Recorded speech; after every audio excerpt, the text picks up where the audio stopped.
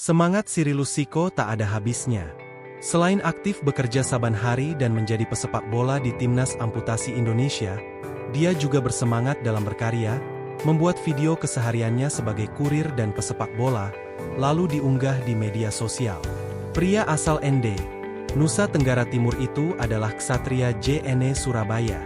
Sudah sejak akhir 2023, dia menjadi kurir. Bersama rekannya, M. Zamroni, menjadi kurir penyandang disabilitas fisik pertama yang direkrut JNE Surabaya melalui program Expressbility. Perjalanan Rilus menjadi ksatria JNE cukup panjang. Semua bermula dari perjuangannya untuk menggapai cita-cita menjadi pesepak bola. Tak ada klub sepak bola untuk penyandang disabilitas di kampung halamannya menjadi alasan dibalik keputusannya mengembara ke Pulau Jawa. Berdasarkan hasil pencariannya di media sosial, cuma ada di Jakarta, Madura, Malang, Jombang, Jember, dan Surabaya. Namun, yang merespons pesannya di Instagram cuma tim dari Surabaya. Dia menunjukkan keseriusan untuk menjadi pesepak bola dengan berkirim video aktivitas latihannya kepada tim yang dituju. Rilus lantas diterima, bertolak dari tanah kelahirannya menuju Surabaya dan bergabung dengan tim sepak bola di kota pahlawan itu. Saban hari, dia berlatih dengan tekun. Mahasiswa Universitas Muhammadiyah Surabaya itu sangat yakin, sepak bola akan membawanya ke gerbang kesuksesan. Awal tahun 2023 bulan 2 itu ya, itu saya kesini mas, udah nekat berangkat ke sini. Berangkat ke sini itu tanpa persetujuan dari orang tua, maksudnya orang tua keluarga itu nggak menyetujui kalau merantau sendiri ke kota besar gitu kan. Apalagi dengan keadaan kayak gini disuruh mau paksa untuk mau merantau. Semangatnya begitu membara, di tengah aktivitas yang padat, pesepak bola asal Ende itu melanjutkan pendidikan S1 jurusan hukum. Prestasi mengantarkannya mendapat beasiswa dari kampus tersebut. Tuntutan untuk memenuhi kebutuhan hidup di perantauan dan enggan merepotkan keluarga di rumah membuatnya aktif mencari lowongan pekerjaan. Dia tak bisa terus mengandalkan uang dari sepak bola yang tak melulu ada. Pulang membela Timnas Amputasi Indonesia, Rilus sempat membantu bengkel orang tua kawannya di Kediri. Sembari membantu di sana, pelbagai informasi dicari sampai akhirnya menemukan lowongan kerja untuk penyandang disabilitas. Seusai memasukkan lamaran, tak butuh waktu lama baginya untuk menjadi bagian dari JNE Surabaya. Penggawa Timnas Amputasi Indonesia itu akhirnya menjadi ksatria JNE. Bekerja di tengah keterbatasan fisik, dia mesti menggunakan motor metik modifikasi yang dibelinya di Malang dengan harga belasan juta rupiah. Kendati sibuk dengan aktivitas yang padat, Rilus bisa tetap mencapai target kerja berdasarkan Key Performance Indicator perusahaan. Capaian kinerjanya bahkan sama dengan kurir non-disabilitas. Learning Development Staff JNE Surabaya M. Mizan Zulmi bahkan mengatakan kalau selama ini kinerja Rilus memuaskan. Karena kemarin saya sempat dari saya sendiri Pak, sama teman saya yang di bagian rekrutmen itu, kita melakukan evaluasi Pak. Jadi monitoring ke lapangan. Jadi saya ikut waktu Mas Rilus kurir waktu itu, saya lihat di lapangan seperti apa, dan juga saya ini ngasih form kuesioner ke customer seperti itu Pak. Jadi saya lihat di di lapangan jalannya juga aman, terus tidak terlalu terkendala, bahkan tidak ada kendala, cepat untuk pengirimannya. Terus dari customer juga ini puas, terus pastinya tinggi kemarin waktu di skor itu 4,9 dari 5 Pak. Artinya dari beberapa customer itu puas dengan layanan yang diberikan dan juga mendukung terkait program ini dilaksanakan seperti itu sih Pak. Nah untuk pencapaian kemarin, bentar saya buka data dulu Pak.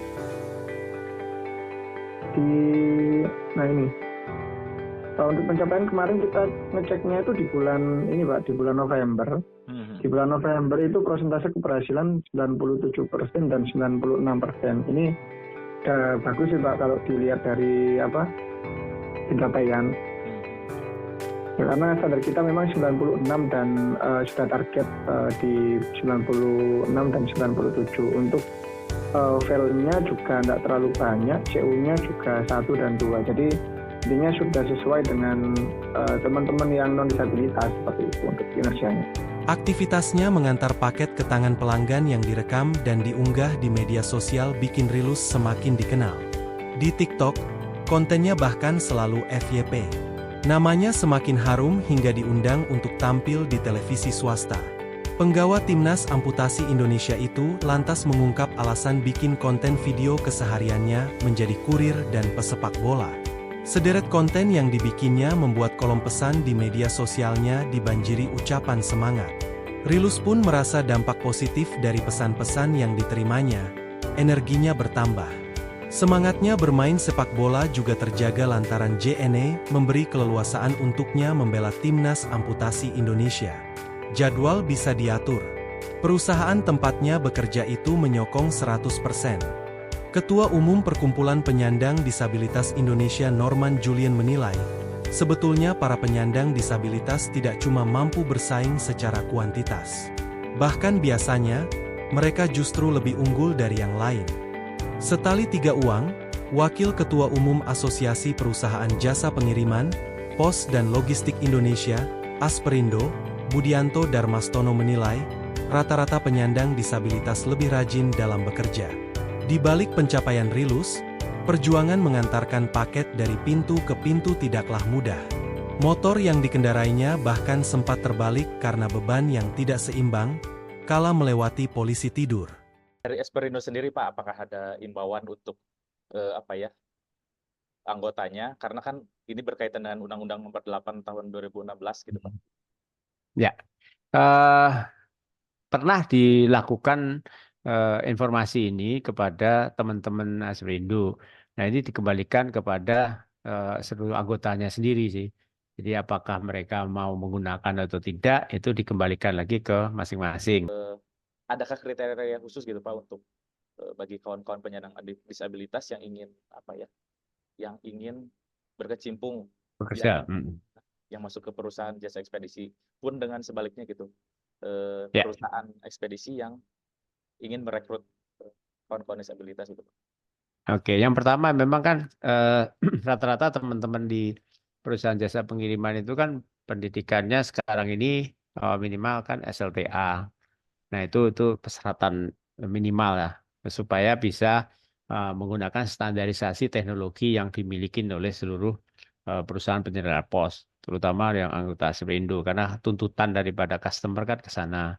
Nah, harapannya adalah dengan pendidikan SMA, itu untuk disabilitas sebenarnya hanya ya harusnya mengirimkan lamaran saja kepada perusahaan-perusahaan yang ada, yang dekat rumahnya, sehingga tidak terlalu jauh. Untuk posisinya itu tadi lebih banyak adalah dia di customer service, dia di bagian sortir, dia di bagian EDP.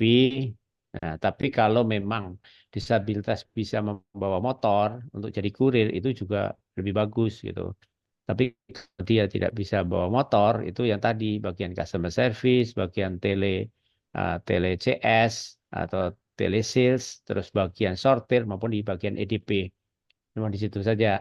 Tapi kalau yang mungkin untuk bagian yang kalau di kurir itu kan ada yang bagian mengangkat barang masuk truk keluar truk, terus ada yang bagian memindahkan barang dari satu lokasi ke lokasi lain, mungkin itu nggak cocok. Tapi kalau di EDP kan dia cuma hanya duduk, dia cuma menginput, jadi masih bisa kondisi-kondisi tersebut. Mizan Zulmi adalah orang di balik program Expressbility yang mengantarkan Rilus dan M. Zamroni menjadi kurir disabilitas pertama yang direkrut JNE Surabaya. Amanat dalam UU Nomor 8 Tahun 2016 tentang penyandang disabilitas menjadi alasan kuat mengapa founder Yayasan Gria Huran Difabel itu menggagas program tersebut.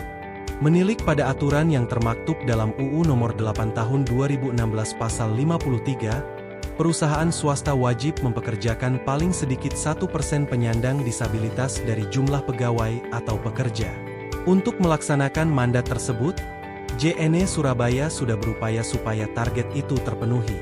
Saat rekrutmen pada 2023 lalu, ada 10 penyandang disabilitas yang melamar. Namun, Cuma Rilus dan Zamroni yang memenuhi kriteria yang dibutuhkan. Ketua PPDI menilai, sejauh ini banyak ketakutan yang ada di benak petinggi perusahaan bila mempekerjakan penyandang disabilitas. Padahal semestinya perusahaan tak perlu takut. Menurutnya, perusahaan cukup mempelajari apa yang bisa dikerjakan penyandang disabilitas, sehingga apa yang bisa mereka kerjakan dapat menguntungkan perusahaan. Dalam Jurnal Disabilitas dan Partisipasi di Pasar Tenaga Kerja Indonesia, analisis data Sakernas 2018 oleh Anggi Putri dari Universitas Indonesia disampaikan, penyediaan lowongan kerja bagi penyandang disabilitas dapat memperluas kesempatan penyandang disabilitas untuk dapat bekerja. Sementara itu, Kepala Cabang JNE Bandung Ius Rustandi mengungkapkan, JNE ingin memberikan ruang dan kesempatan bagi penyandang disabilitas untuk beraktivitas dan mengembangkan diri. Hal ini sejalan dengan semangat Connecting Happiness yang menjadi salah satu nilai perusahaan. Pihaknya juga mempekerjakan karyawan disabilitas tunarungu, bahkan sudah bekerja selama 20 tahun di bagian operasional JNE Bandung dan kini sudah pensiun. Kata dia, perekrutan penyandang disabilitas merupakan wujud program environmental, social, dan governance yang berkelanjutan untuk dapat membantu teman-teman disabilitas untuk berkarya dan memberikan peran positif untuk kemajuan bersama, serta bertujuan mengurangi diskriminasi pada penyandang disabilitas di dunia kerja.